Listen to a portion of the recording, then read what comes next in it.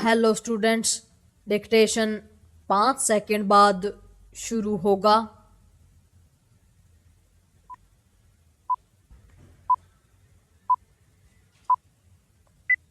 Start.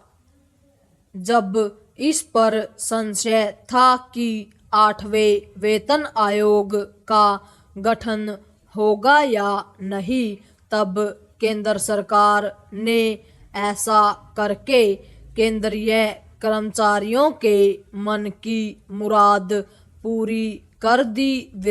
इस निर्णय से करीब 50 लाख केंद्रीय कर्मचारियों को लाभ मिलेगा।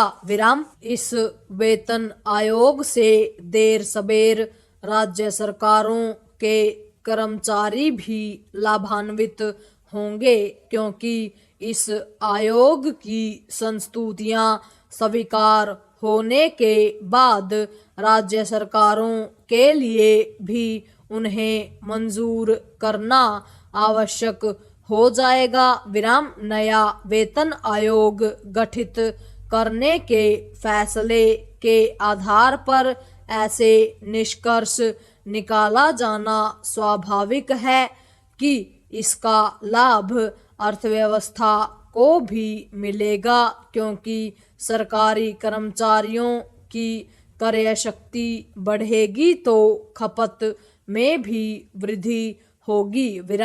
निसंदेह ऐसा होगा, लेकिन क्या सरकारी कर्मचारियों की दक्षता एवं कुशलता भी बढ़ेगी और वे जवाबदेह बनेंगे?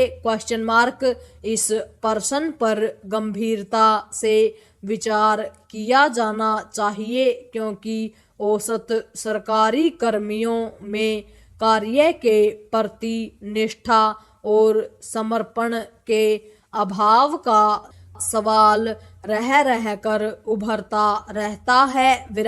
यह किसी से छिपा नहीं कि सरकारी कामकाज में लेट लतीफी और भ्रष्टाचार की शिकायत बहुत आम है।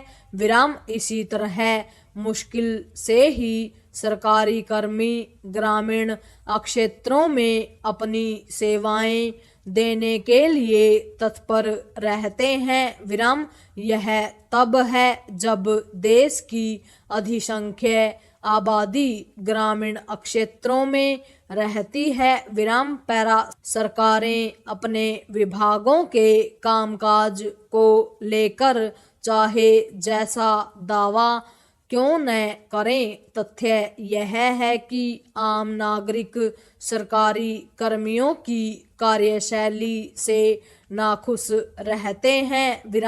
वे सरकारी कर्मचारियों में सेवा भाव की कमी की शिकायत भी करते रहते हैं। उचित यह होगा कि 8वें वेतन आयोग से यह कहा जाए कि वह अपनी सिफारिशें इस तरह तैयार करें जिससे सरकारी कर्मचारियों की कार्यकुशल और जवाबदेह बनाया जा सके।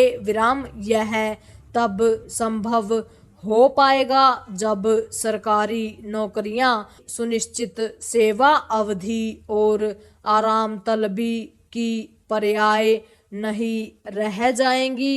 यह समय की मांग है कि सरकारी कर्मियों के वेतन भत्ते का निर्धारण उनके प्रदर्शन के आधार पर किया जाए। जो कर्मचारी बेहतर कार्य करे उसे पुरस्कृत किया जाए और जो कसौटी पर खरा न उतरे उसे हतोत्साहित किया जाए।